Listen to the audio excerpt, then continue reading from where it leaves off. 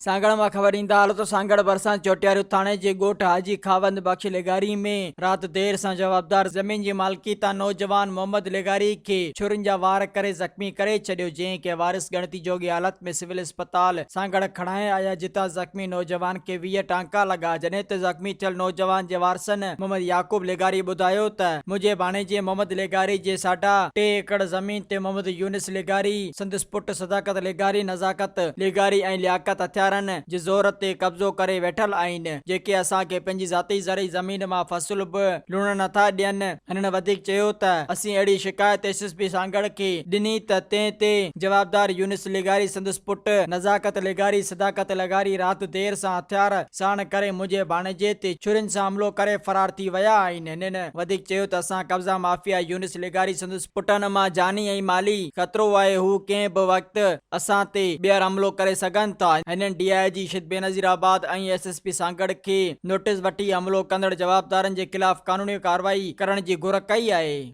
Soomro 3D wallpaper and PVC panel shop दे रहा है सबसे अच्छी सर्विस, बेहतरीन क्वालिटी के आला मयार वॉलपेपर और सीलिंग खूबसूरत डिजाइन और कलर्स में दस्तयाब है। हर किस्म के पीवीसी वॉलपेपर्स और सीलिंग लगवाने के लिए हमसे राब्ता करें।